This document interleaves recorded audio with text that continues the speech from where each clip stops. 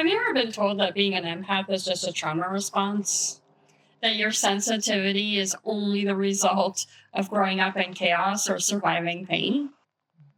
Well, in this video, we're going to talk about why that story is only half the truth, and why, when an empath heals, their gifts don't just stay, they evolve and become even more powerful.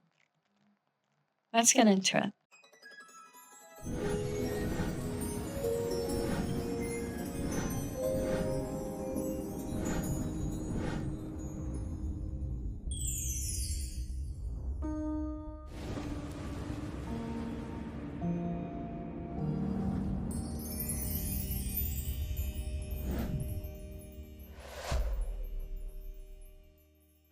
I'm Diane. Welcome to the ReSOULution, where empaths rise out of survival and into sovereignty.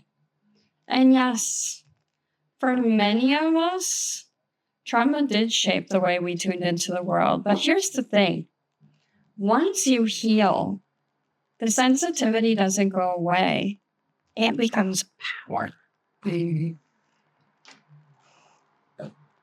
When people talk about empaths, the conversation often begins and ends with pain, with trauma, with what broke us. But I want to offer it a different lens to this. If you're familiar with any of Carl Jung's work, he calls it individuation, the lifelong journey of becoming whole and integrating shadow and light and stepping fully into yourself. You have to remember, you are not a problem to be solved. You are a process to be experienced. Being an empath isn't pathology. It's awareness. It's what happens when consciousness remembers itself through us. In this conversation, we're going to conquer two of the most common misconceptions about being an empath.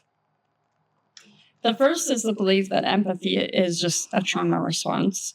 And the second is that empaths make everything about themselves. You're going to want to stay till the end and hear this whole thing out, because both of those are incomplete stories. And when we crack them open, we discover something extraordinary about what it means to be an empath who has healed.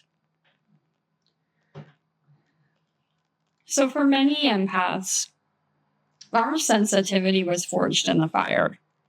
We learned to read the room before we could read a book. We learned to track every shift in energy just to stay safe. That's hypervigilance, and it's real. But that's not the whole story. When an empath begins to heal this, when they reclaim their body, their boundaries, their worth, something changes inside of them. That same sensitivity that once scanned for danger becomes discernment. That same awareness that once protected you becomes a refined instrument of truth. Let's break down. Let's talk about the word discernment for a minute, because this is where everything shifts. Discernment isn't about closing yourself off to the world. It's about learning to feel without fusing. It's the difference between absorbing everyone else's storm and recognizing, this is the weather that's happening around me, but it's not me. Discernment is what happens when you no longer use your sensitivity to survive, but to see clearly. It's intuitive clarity. It's energetic literacy. It's the ability to sense what's real, what's projection, what's yours, what's not, without collapsing into it. When sensitivity runs through trauma, it becomes hypervigilant. When sensitivity runs through healing, it becomes discernment. That steady knowing that doesn't react, doesn't absorb, and doesn't abandon itself. Discernment is the bridge between raw sensitivity and spiritual maturity. So healing, going through your healing journey and doing your healing, that doesn't erase this gift. Because that's what's happening. People, empaths are going through their healing journeys and they're still feeling all these feelings and they're still absorbing people's energy and they're still really confused because it doesn't feel like we're moving forward, right? But what's happening is that, like, we have to purify that channel. Right. Science backs this up. Mirror neurons explain how our brains light up in response to others' emotions. It's a connection. It's not a dysfunction.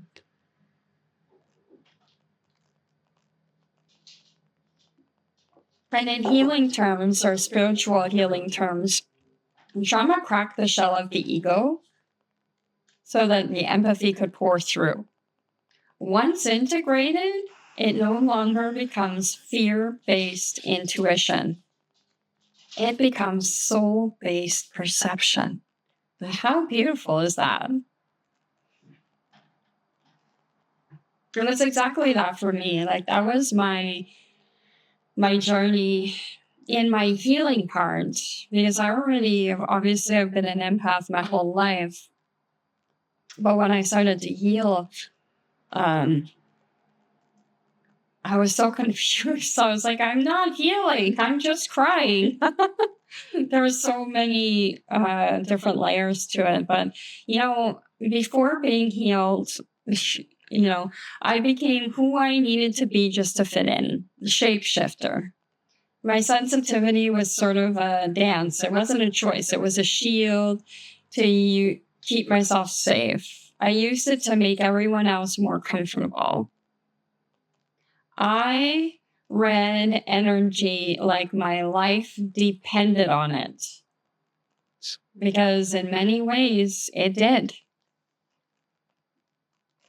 And what happened was everything was filtered through fear. I knew too much too soon, but I didn't know what to do with it. So I carried it like a burden, like probably a lot of you guys do. I lived through a victim lens, trying to navigate a world that didn't feel safe. And for the longest time, I didn't know where my place was in this world. But when I finally did the work, the deep soul level work to integrate what I had pushed down, things started to shift. The fear-based intuition became more of a perception because I was able to detach from it.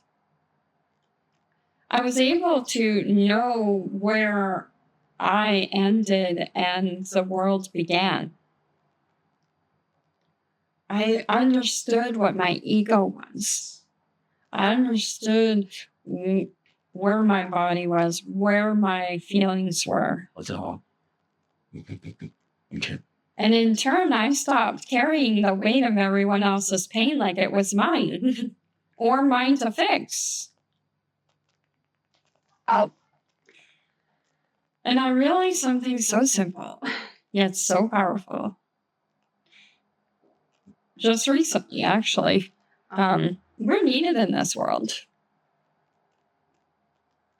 Empaths are needed. Empaths are the front line of collective awareness. We are the mirrors, the translators, and the truth bearers.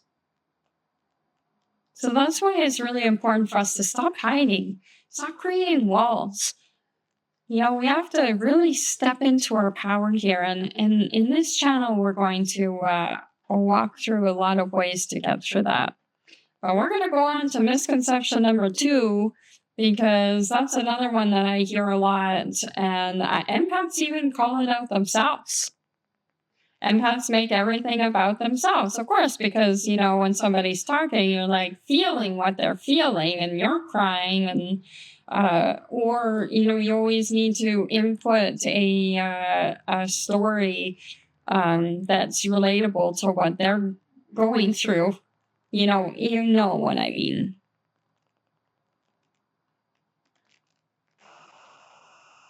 So let's be honest about that. When you have learned to hold energy, it does feel like everything is about you because you're absorbing it all. And it's not narcissism. It's disorientation. It's survival. Unhealed empaths personalize everything. They personalize everything. Healed empaths witness everything. There's the difference. Yeah. How good it feels to be able to be a witness rather than being the victim or rather than being the person going through it. When you heal, you stop absorbing and start translating. You can say that pain isn't mine. It's moving through me, asking to be witnessed with compassion. You can transmute it. We'll talk about that in other segments and other videos. There's so many powers that an empath has that is needed.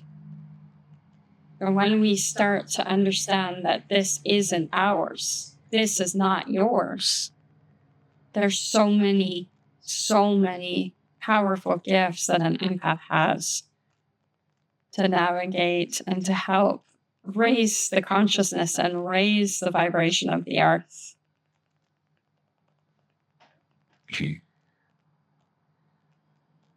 The thing about empaths is that a lot of us attract narcissists. Why? Because we mirror what they disown: vulnerability, emotional depth, truth. We also overgive. We also try to make them feel comfortable. We're always like outside of ourselves, giving to make sure that everything's good. And narcissists thrive on that. But when that pattern breaks, so we remember our sovereignty, we stop rescuing and we stop over-giving and merging, the narcissists fall away because that's not serving their purpose anymore. Stand anchor in who you are. And that's when empathy becomes power, not a portal of depletion.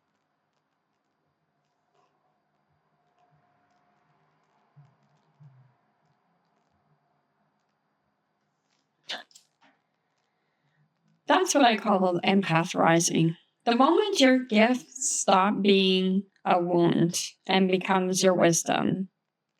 Empaths are truth bearers of this world. We feel what others won't say. We sense what isn't seen. We walk into rooms and pick up the collective heartbeat before anyone names it. We are not here to fix. We are here to witness, to translate, to awaken, to mirror the truth. You hear about the wounded healer. Our pain becomes our portal and our healing becomes humanity's mirror. We don't stay hidden in the forest forever. That was our cocoon. Now we rise, heart open, boundaries strong, truth anchored. You know, sensitivity isn't weakness. It's sacred technology. It's sacred technology. We are gifted. It is a gift. It is a superpower.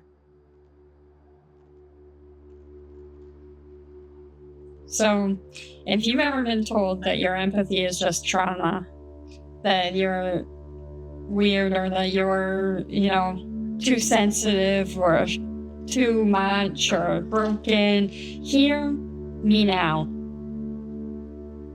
Your empathy was never the wound. Your empathy was never the wound. It was what survived the wound. You're not too sensitive. You're finely tuned. You're not broken. You're becoming whole. You're not here to shrink for the world. You're not here to shrink for the world, which is what we've been doing. The world is here to rise to meet you.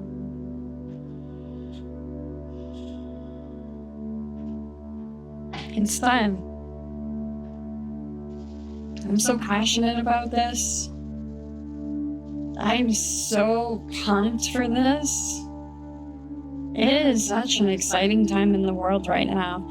And if we can get the empaths out of their wound and understand the gift that they have, understand the things they can do,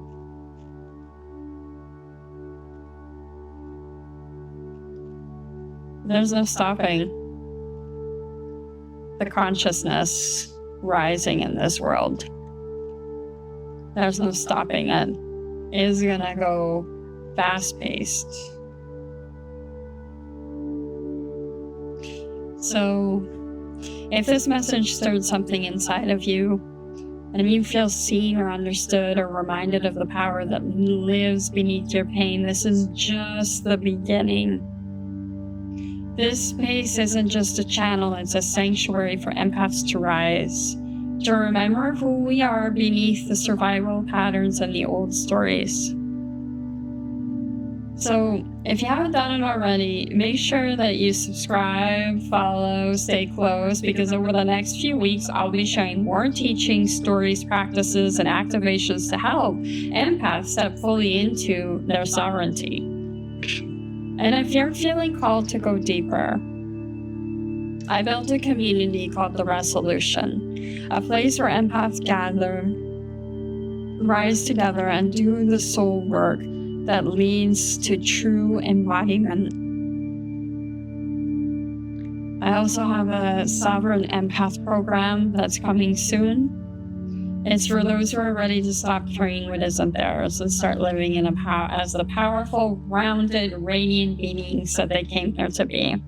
There is so much unfolding, and I'd love for you to walk this path with me. So make sure you follow, subscribe, and turn on the notifications so you don't miss what's coming next.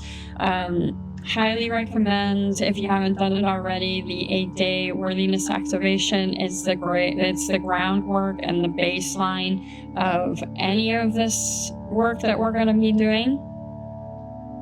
And please remember, your empathy was never the wound. It was the light that made it through.